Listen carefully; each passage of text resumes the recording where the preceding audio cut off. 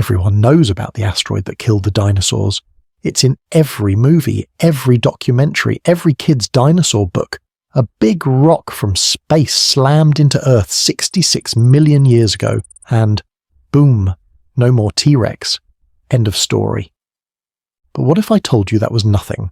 What if I told you there was an extinction event so catastrophic, so utterly devastating, that it makes the dinosaur extinction look like a mild inconvenience?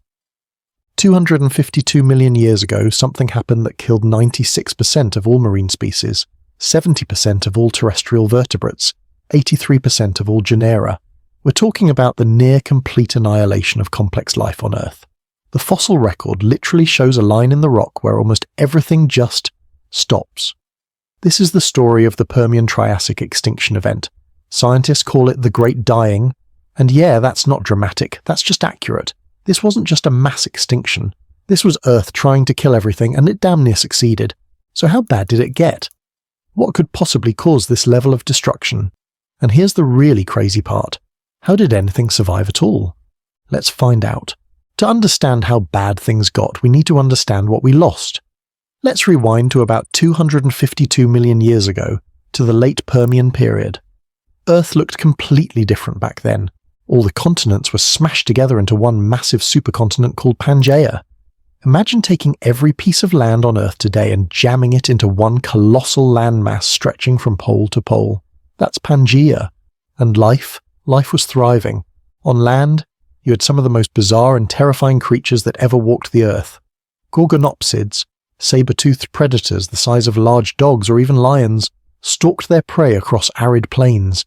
These weren't dinosaurs, they were therapsids, proto-mammals, our distant ancestors. They had forward-facing eyes, differentiated teeth, and probably some amount of fur. They were successful, they were diverse, and they ruled the land. The herbivores were equally impressive. Massive pariasaurs, armoured plant-eaters built like living tanks, lumbered through sparse forests. Giant temnospondyle amphibians lounged in rivers and swamps, some reaching lengths of over 15 feet. In the oceans, life exploded with diversity. Trilobites, those armoured arthropods that had dominated the seas for over 270 million years, still scuttled across the ocean floor. Coral reefs teemed with life. The oceans were rich, oxygenated, full of possibility. Everything seemed fine. Ecosystems were complex, food chains were stable, evolution was doing its thing. Life had survived multiple extinction events before this. It had bounced back every time, until it didn't. So what went wrong? What could possibly kill almost everything on an entire planet? The answer lies in what's now Siberia, in modern-day Russia. Around 252 million years ago, the Earth quite literally split open. Imagine the biggest volcanic eruption you can think of. Mount St. Helens in 1980, Krakatoa in 1883, Mount Vesuvius burying Pompeii. Got that image? Now multiply it by 1,000, and then have it continue for 200,000 years straight. This was the Siberian Traps volcanic event, and it was apocalyptic in every sense of the word. We're talking about an area the size of Western Europe, roughly 7 million square kilometres, being buried under lava flows over a kilometre thick in some places. 4 million cubic kilometres of basaltic lava pouring onto the surface. To put that in perspective, that's enough lava to bury the entire continental United States under a layer 600 metres deep. But here's the thing. The lava itself wasn't even the main problem. It was what came with it. These weren't cute little eruptions happening one at a time. This was continental-scale flood basalt volcanism. Fissures, massive cracks in the Earth's crust, opened up and just hemorrhaged lava for hundreds of thousands of years, and with that lava came gases. So, many gases. Carbon dioxide, sulfur dioxide, methane, hydrogen chloride, hydrogen fluoride. The Earth was basically turning itself into a planet-sized gas chamber. Volcanic ash filled the atmosphere, blocking out the sun. The sky would have been perpetually dark, a hellish twilight of ash and smoke. And this wasn't a quick event. This dragged on for 60,000 to 200,000 years. Imagine being an animal during this time. Imagine generations upon generations living under those dark skies, breathing that toxic air, watching the world slowly die around you. But wait, it gets worse. So much worse. See, the volcanic eruptions were just the trigger. What followed was a cascading nightmare of interconnected catastrophes, each one making the others worse. This was Earth's perfect storm of death. First, the atmosphere turned toxic. All that CO2 and sulfur dioxide pumping into the air didn't just disappear.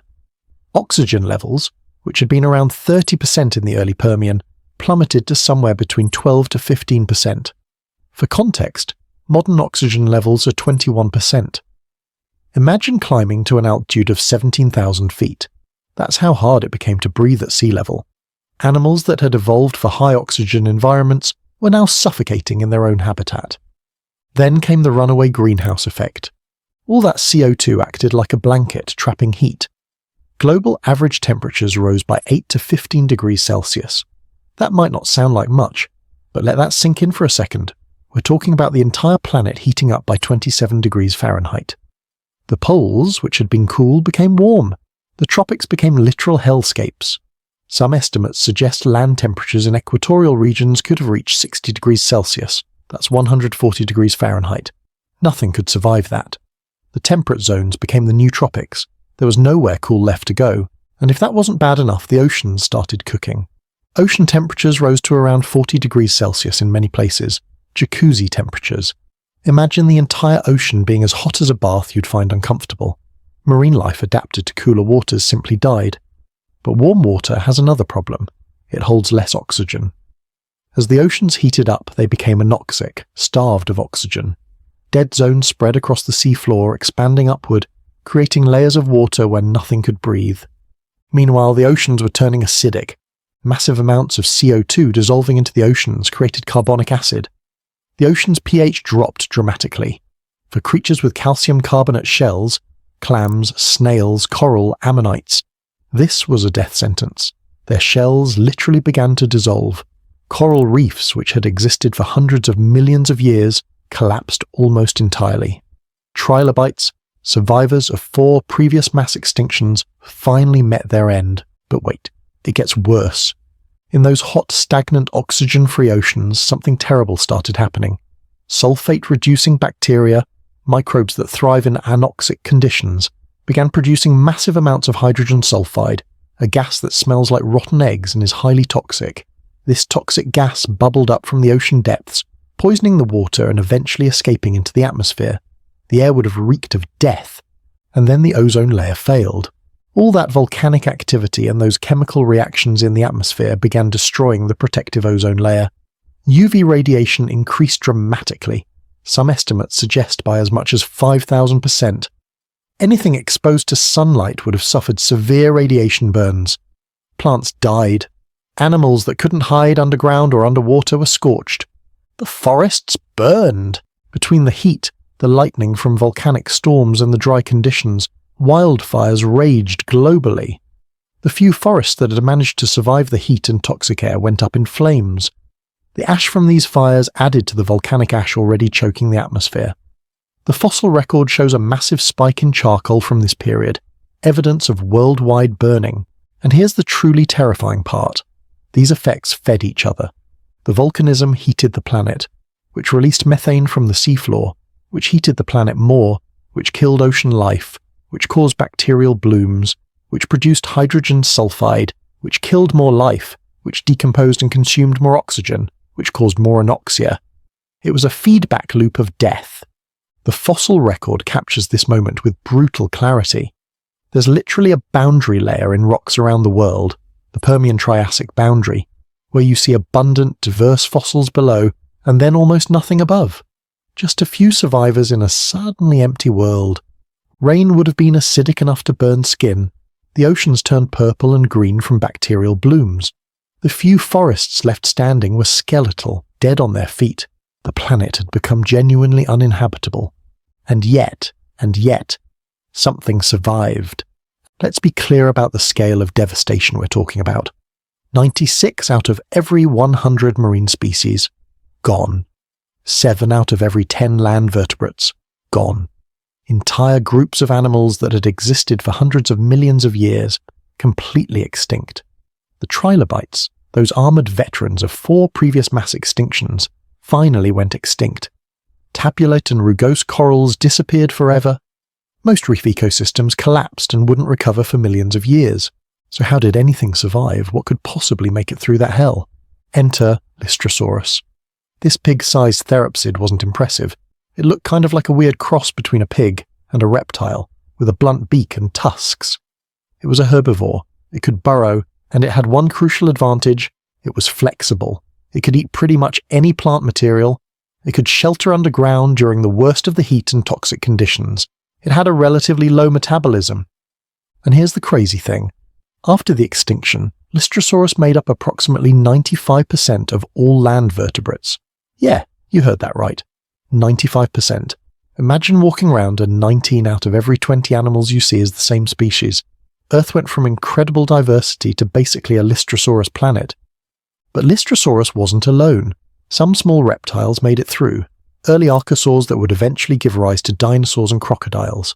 Some temnospondyle amphibians survived, particularly those that could burrow or live in water. Certain fish lineages pulled through, including some of the ancestors of modern sharks and bony fish. In the oceans, nautiloids, distant cousins of modern chambered nautilus, survived. Some brachiopods made it. A few species of sea urchins and sea stars hung on. But we're talking about scattered survivors in a nearly empty ocean. Among insects and plants, some hardy species endured. Ferns and some conifers survived, though forests were sparse and stunted for millions of years. Some insects, with their small size and ability to shelter, made it through. Why did these specific creatures survive?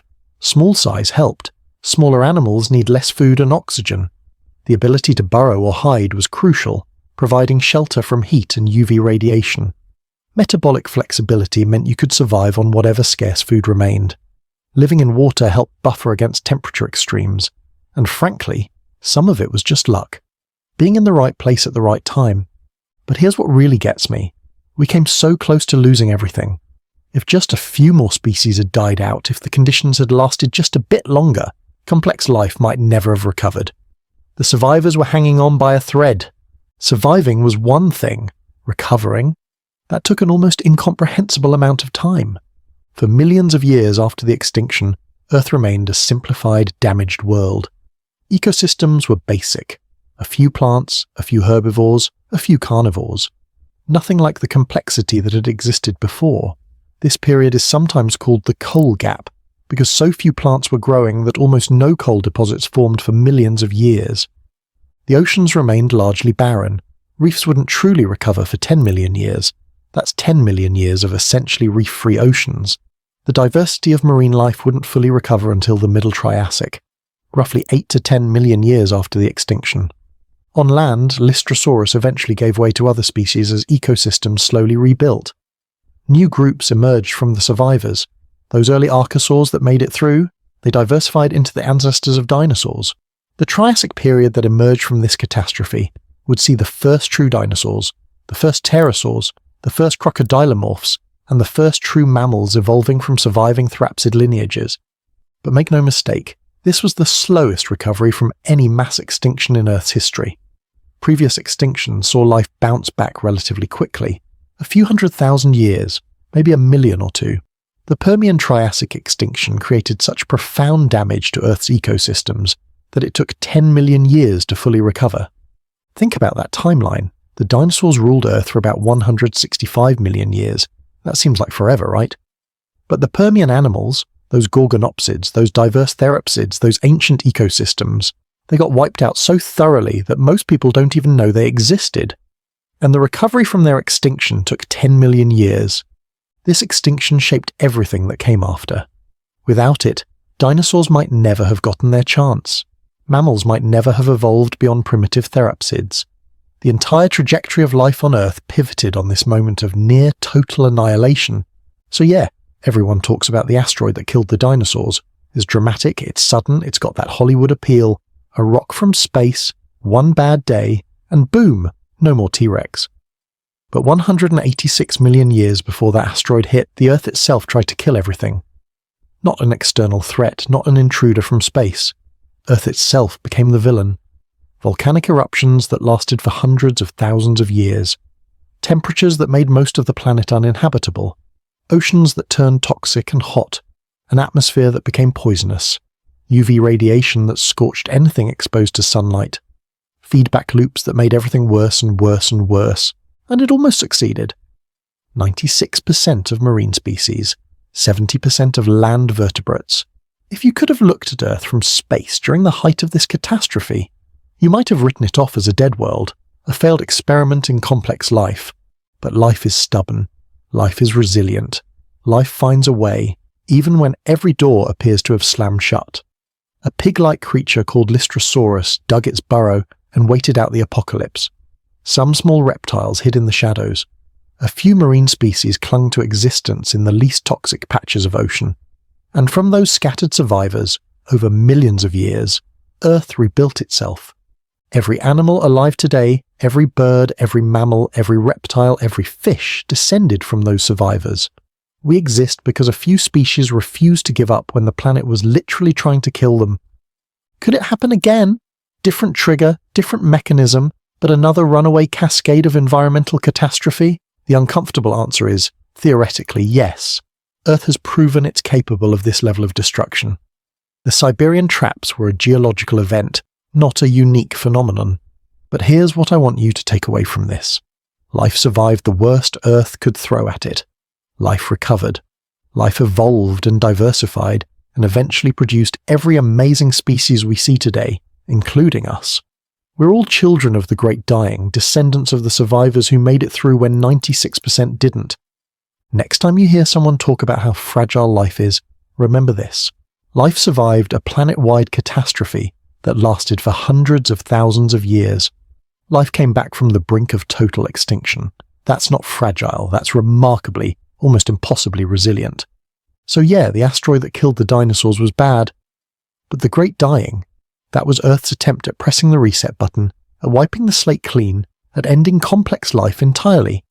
And somehow, against all odds, it failed. Thanks for watching, and until next time on Hostile Earth.